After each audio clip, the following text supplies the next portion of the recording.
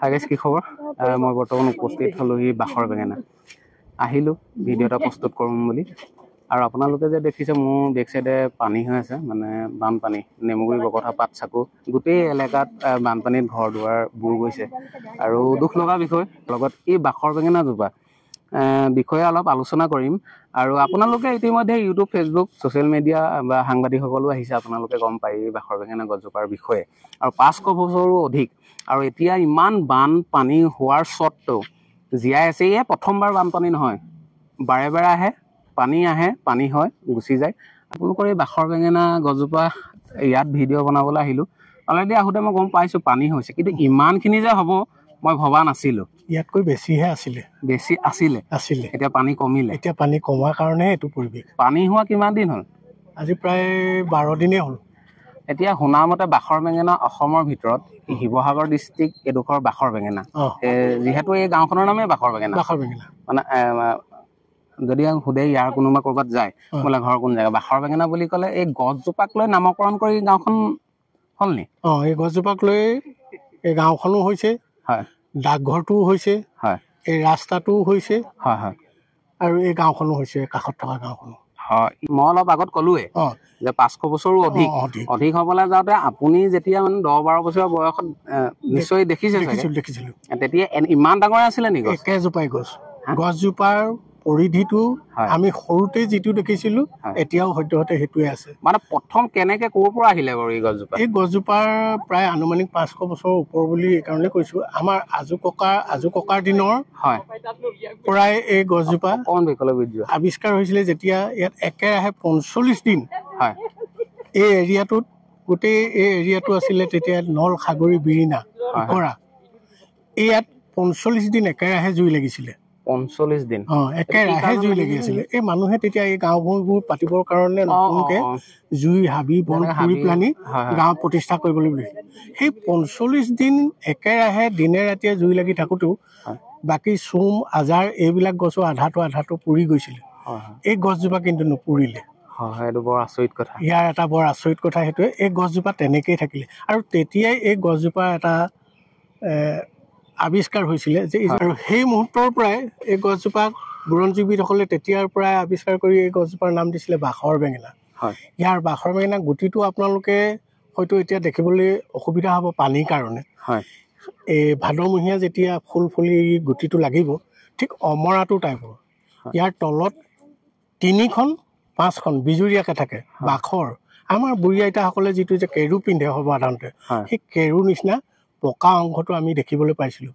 আজি প্ৰায় 8-10 বছৰৰ পৰা সেই অংশটো একেবাৰে দেখিবলৈ পোৱা নাযায়। যিহেতু যে বানপানীৰ প্ৰকোপটো বেছি হৈ আহিছে, পোক পৰুৱাবিলাক ওপৰলৈ উঠি যোৱাৰ কাৰণে সেই বস্তুটো চুহি দিলে কলা পৰি যায়।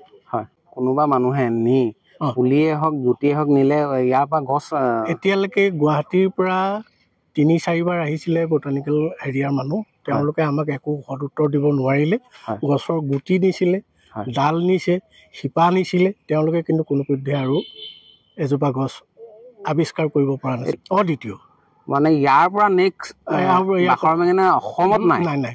অসমতে নহয়, বেলেগ জেগাতো নাই। এই গছজোপা আপোনাক মই পানী নোহোৱা হ'লে ওচৰলৈ নি গছৰ পাতটো সাদৃশ্যটো দেখুৱাব পাৰিলোহেঁতেন, কোনো গছৰ লগতে নিমিলে। ই অকল এজোপা গছৰ লগতে অকণমান ইয়াৰ সাদৃশ্যটো আছে, সেইটো হৈছে শ্ৰীফল বুলি এটা গছ এজোপা যে আছে, তাৰ পাতৰ লগতে অকণমান কিছু 4 ভাগৰ 1 অংশ আহে।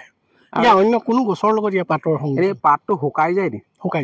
শুকাই মানে এই গছজোপা পাত শুকোৱাৰ পাছত তাৰপিছত গুটি কোনটো মাহত লাগে? মানে এতিয়া লাহেকে শাওণ ভাদমহীয়াৰ পৰা ফুল ফুলিব। ইয়াৰ ফুলৰো এটা বৈশিষ্ট্য আছে, ফুলটো সেই ঠিক তেনেকে 5 পাহ আৰু 3 পহীয়া। ইয়াৰ প্লাষ্টিক টাইপৰ, এই 10-12 দিনলৈকে ফুলটো নুশুকায়, বগা, মাজত এটা হালধীয়া অংশ থাকে। আপুনি ঘৰত সজাই থৈ দিলেও 10-12 দিন আপুনি সজীৱ হৈ থাকিব।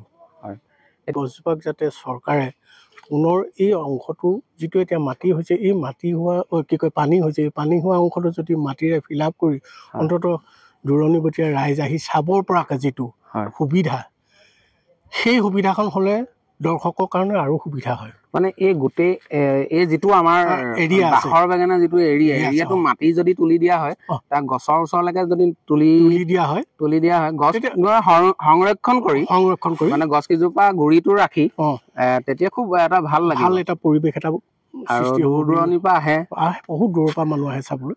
আৰু এতিয়া আপুনি যেতিয়া সৰু হৈ আছিলে যে এই গছজোপা অসমৰ ভিতৰত যে এজোপা নাম্বাৰ 1 গছ হ'ব ভাবিছিলে নি? নাই ভবা, একেবাৰে আমি ভবা নাই। আৰু এতিয়ালৈ আমি যেতিয়া অলপ বুজা পৰা হ'লোঁ আৰু বাহিৰত মই শিক্ষকতাৰ কাৰণে বিভিন্ন জেগাত গৈছোঁ, মই শিক্ষকতা কৰোঁ, অৱসৰ ল'লোঁ।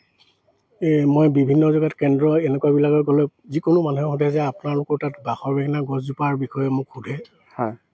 মানুহৰ কাৰণে নেদেখা মানুহে চাবলৈ ইচ্ছা কৰে, মই কওঁ যে যাবা এনেকৈ গৈ ৰাস্তা পদূলি বতাই দিওঁ, তেওঁলোকে আহি চাই যায়। এতিয়া যদি আপোনাৰ ধৰি লওক কোনোবা দূৰ দূৰণি মানুহ আহিব বিচাৰে আপুনি এনে লোকেশ্যনটো কেনেদৰে দিব যে ধৰি লওক আপোনাৰ গোলাঘাটৰ মানুহে আহিব বিচাৰে বা ডিব্ৰুগড় মানুহে আহিব বিচাৰে? আপুনি গোলাঘাটৰ পৰা আহিবলৈ হ'লে শিৱসাগৰ হৈ সোণপুৰা হৈ সোমাব লাগিব। হয়, শিৱসাগৰৰ পৰা সোণপুৰা হৈ যিটো সোণপুৰা চেপন ৰাস্তা এইটোৱেদি সোমাই অলপ আগত আছে গোহাঁইগাঁও তেতেলীতল বুলি কয়, তেতেলীতলেদি সোমাই আহিলে আপুনি এই বাখৰ বেঙেনা, সেইটো বাখৰ বেঙেনা ৰাস্তাই হৈ আছে, এই আহি আপুনি প্ৰপাৰ স্থান পাই যাবই। ভালকে ৰখাটো আমাৰ দায়িত্ব আৰু আমি ৰাখিব লাগে। আৰু এনেকে পানী হৈছে আজি বহুত দুখ লাগিছে মোৰ যে পানী তেনেকে চবকে গছ আপুনি আজি এইটো পৰিৱেশত আহিবই নোৱাৰিলে। আৰু আজি প্ৰায় 7 দিনৰ আগত এই ৰাস্তাটোৰ ওপৰত এককালৰ পানী অৱস্থা আছিলে। আজি আপুনি বহুত সোকালতে আহিছে। চেনেলৰ যোগেদি মই স্থানীয় বিধায়কে হওক বা অন্য উচ্চ বিষয়াক মই এটাই আহ্বান জনাওঁ, এই ঠাইডোখৰ হৈছে আমাৰ বৰ পিছপৰা অঞ্চল। এই পিছপৰা অঞ্চলটোত যদি এই গছজোপাক লৈ যিটো আমি গৌৰৱান্বিত, এই গছজোপাৰ আশে পাশে এতিয়া এইবোৰ চৰকাৰে বনাই দিছে বাৰু, এইবিলাক কিন্তু দিলেও ইয়াৰ যথোচিত ব্যৱহাৰ কৰিব পৰাকৈ সেই ঘৰটোত আপুনি এতিয়া বহিবলৈ যাবলৈ অসুবিধা দেখিছে নহয়। চাৰিওফালে আপুনি পানী, যাতায়াতৰ কোনো সুবিধা নাই। এই বস্তুটো মই চৰকাৰৰ প্ৰতিও এটা বিনম্ৰ অনুৰোধ যে এই অঞ্চলবোৰ যদি মাটি ফিল আপ কৰি পেলাই সম্পূৰ্ণ কৰি দিয়া হয় তেতিয়া হয়তো দৰ্শকে আহি অন্ততঃ ভাল পাব।